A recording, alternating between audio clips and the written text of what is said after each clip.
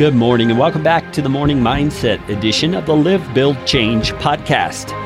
If you're not familiar with Live, Build, Change, it's a movement that I have started just by my little old self. My name is Kerry Green. I'm a retired pastor, and it's a movement to encourage believers in Christ like you and like me to first of all live an authentic, genuine Christian faith that has little to do with religious practices and a lot to do with relationship with Christ. If you would like to find out more about that starting point, the live part of the Live, Build, Change, and find out the whole vision, you can go to livebuildchange.com.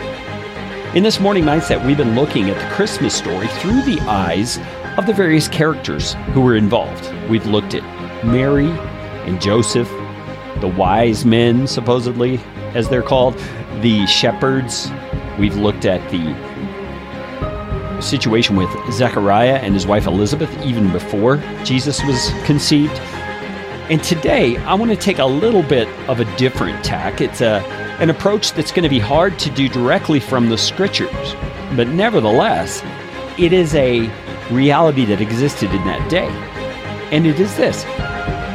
Let's think about the coming of the Messiah in the Christmas story from the viewpoint of your average individual who lived in captive Judea during the time of Jesus' birth.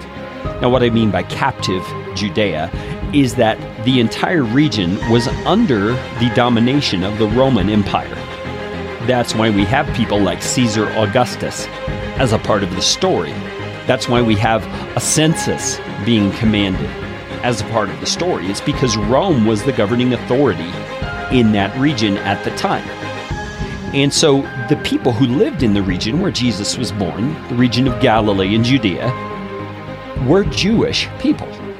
They were the descendants of Abraham, Isaac, and Jacob. And they had heard from the Old Testament scriptures those prophecies about their Messiah coming.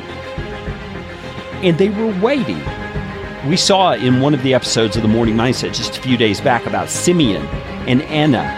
They are great examples of the type of anticipation that the people of the day had about the coming of the Messiah.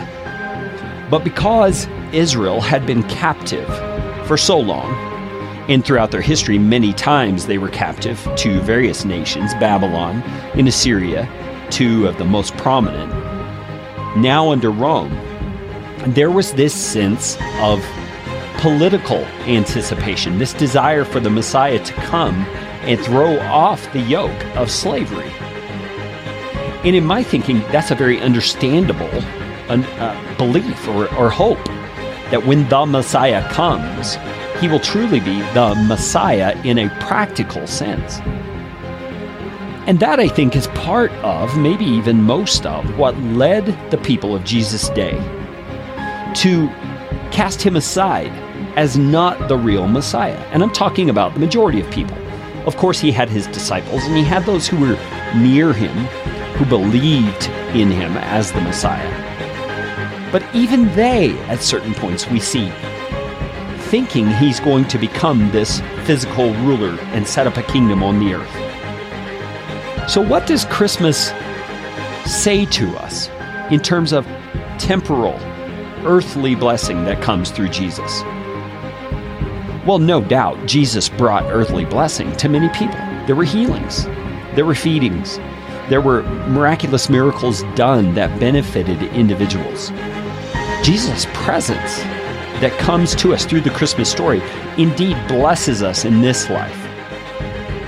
But if we allow the Christmas story to be only about this life and about the benefits that we can get, we're really not hearing the entire message of the Christmas story.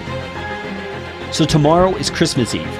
I want to talk to you tomorrow about what it must have been like to see the Messiah for who he really is for the first time in ancient Judea. Let's talk again tomorrow.